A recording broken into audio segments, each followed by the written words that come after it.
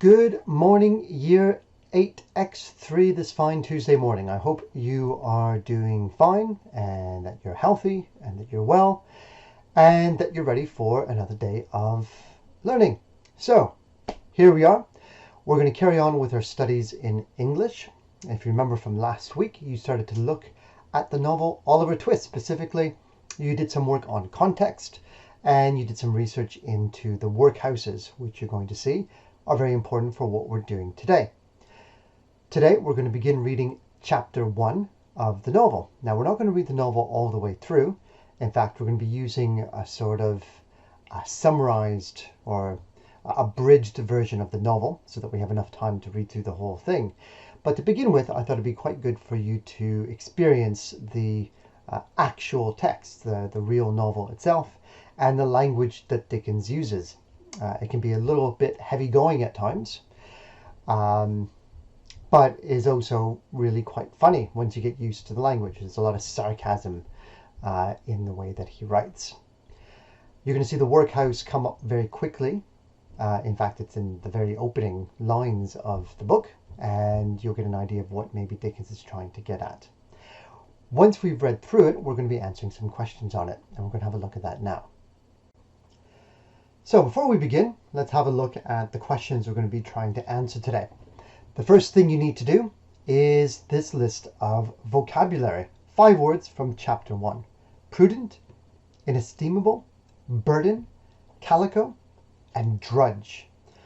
I'm going to suggest that you go and have a look at those right now. You can use Google, you can use your dictionary, you can use dictionary.com. You can use any resource you have available and just fill in those 5 words before we begin the reading.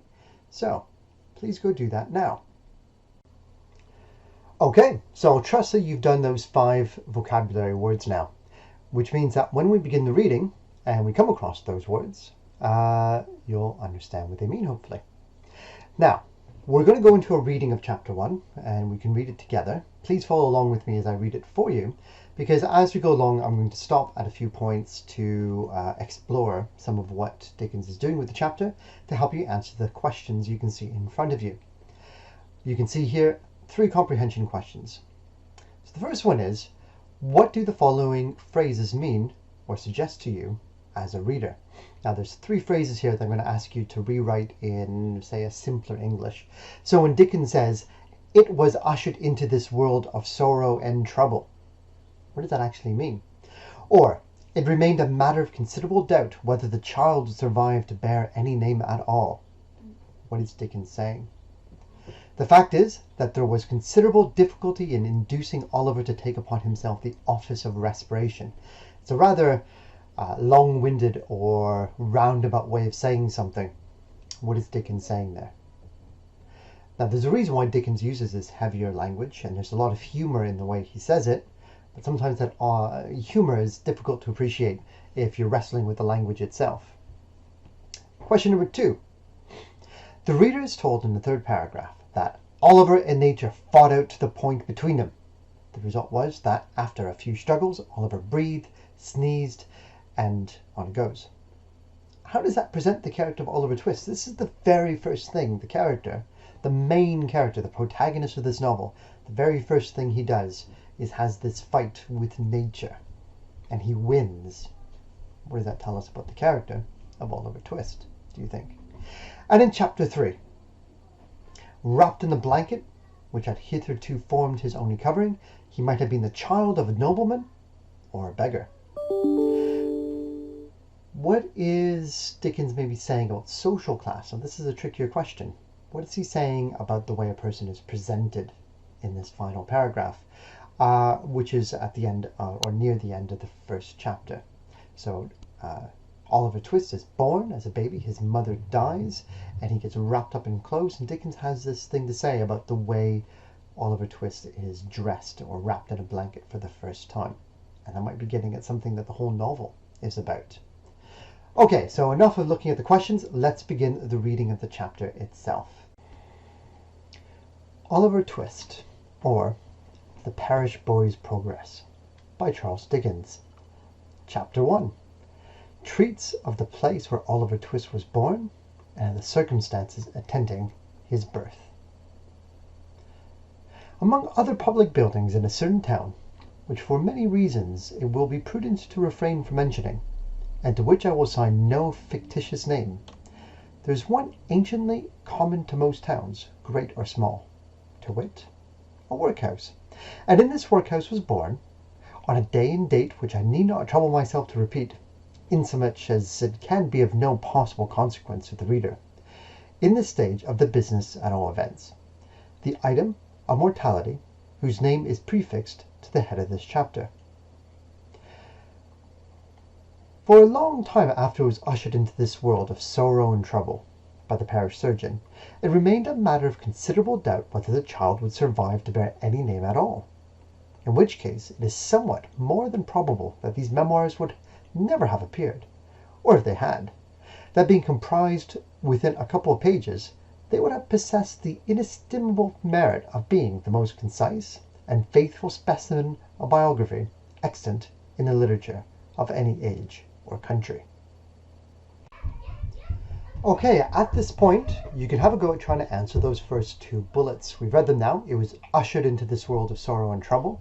It remained a matter of considerable doubt whether the child would survive to bear any name at all. Dickens is talking about the birth of a child in a workhouse in horrible conditions and is suggesting that the child might not even survive. So there's actually something quite tragic, quite horrible happening, but he's balancing that with a really dry sense of humor. When he says they would have possessed the inestimable merit of being the most concise and faithful specimen of biography, he's kind of joking that if he was writing the biography of Oliver Twist, which is what the novel is in a way, well, it would be a very faithful one. It would be a very honest or true one, because it'd be extremely short. If the baby is born and dies within minutes, well, that's a very short biography. So there's a real dark humor there to kind of running underneath the main story here. In any case, please try and answer those first couple questions, and we'll carry on with reading the next paragraph or two. Although I am not disposed to maintain that the being born in a workhouse is in itself the most fortunate and enviable circumstance that can possibly befall a human being, I do mean to say that in this particular instance it was the best thing for Oliver Twist that could by possibility have occurred. The fact is that there was considerable difficulty in inducing Oliver to take upon himself the office of respiration, a troublesome practice, but one which custom has rendered necessary to our easy existence. And for some time he lay gasping on a little flock mattress, rather unequally poised between this world and the next, the balance being decidedly in favour of the latter. Now, if, during this brief period, Oliver had been surrounded by careful grandmothers, anxious aunts, experienced nurses, and doctors of profound wisdom, he would most inevitably and indubitably have been killed in no time. There being nobody by, however, but a pauper old woman who was rendered rather misty by an unwonted allowance of beer, and a parish surgeon who did such matters by contract, Oliver and nature fought out the point between them. The result was that, after a few struggles, Oliver breathed, sneezed, and proceeded to advertise to the inmates of the workhouse the fact of a new burden having been imposed upon the parish, by setting up as loud a cry as could reasonably have been expected from a male infant who had not been possessed of that very useful appendage, a voice, for a much longer space of time than 3 minutes and a quarter.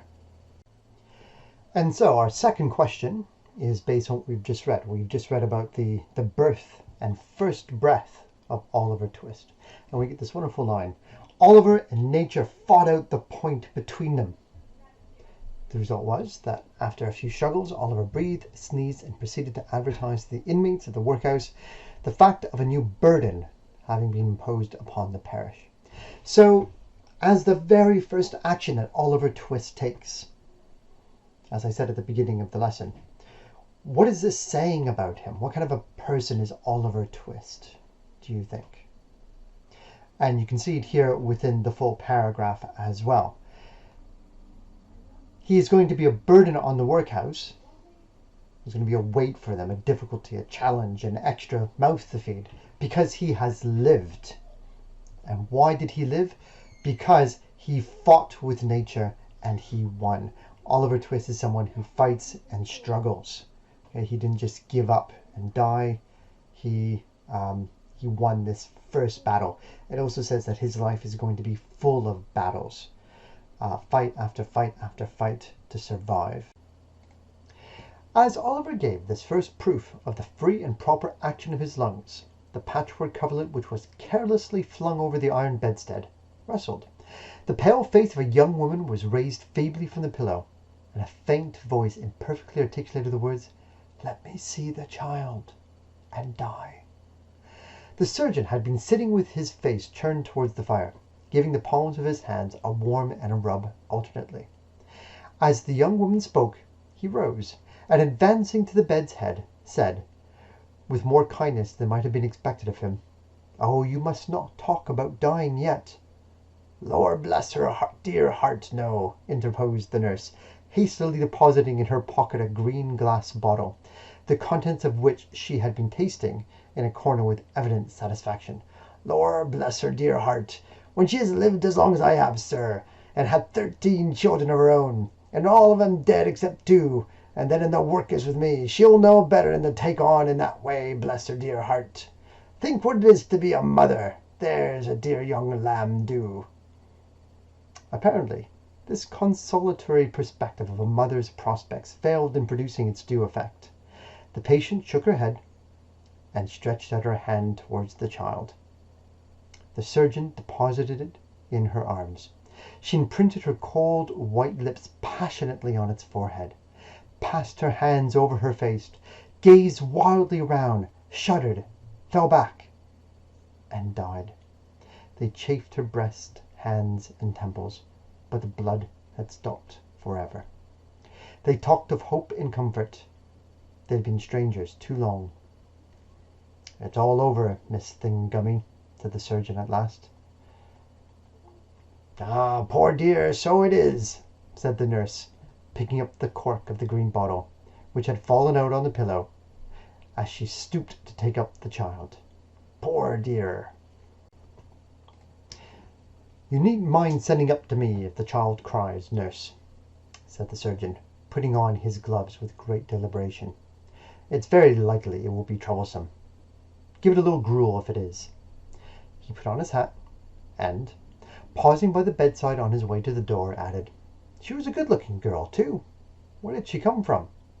"She was brought here last night," replied the old woman, "by the overseer's order. She was found lying in the street. She had walked some distance, for her shoes were worn to pieces. But where she came from, or where she was going to, nobody knows." The surgeon leaned over the body and raised the left hand. "The old story," he said, shaking his head. "No wedding ring, I see. Ah, good night." The medical gentleman walked away to dinner, and the nurse, having once more applied herself to the green bottle, sat down on a low chair before the fire, and proceeded to dress the infant. What an excellent example of the power of dress young Oliver Twist was! Wrapped in the blanket which had hitherto formed his only covering, he might have been the child of a nobleman or a beggar. It would have been hard for the haughtiest stranger to have assigned him his proper station in society. But now that he was enveloped in the old calico robes which had grown yellow in the same service, he was badged and ticketed, and fell into his place at once. A parish child, the orphan of a workhouse, the humble, half-starved drudge, to be cuffed and buffeted through the world, despised by all, and pitied by none. Oliver cried lustily. If he could have known that he was an orphan, left to the tender mercies of churchwardens and overseers, perhaps he would have cried the louder. And so I read the second half of that chapter in one go, bringing us to the end. So it's not a very long chapter, and I hope you enjoyed it. Sadly, we won't get to read the rest of the novel in the same way. Even if we were in the classroom, I think it would be challenging for us to finish the whole novel in one lesson a week over the next 6 weeks. Have a go at question 3. You can think of question 3 as a bit of an extension question. You should try and answer it in a couple of sentences, a full paragraph or two, if you can manage it. with the ideas that Dickens is trying to engage with. And there we go. I hope the lesson was fine for you, 8x3. And I'll see you again next week. Good luck with your work. Good luck with your reading. For those of you who have enjoyed Oliver Twist, you can find it for free online. It's out of copyright, so you can find it as an e-text. And read ahead. It's a great novel, a classic of English literature, and well worth your time if you've got the time for reading it right now. Otherwise, I'll see you in a week's time, and we'll carry on with what happens next in the life of Oliver Twist. Take care, keep healthy, keep safe, and let's all look forward to that day when we're back in the classroom together. Goodbye.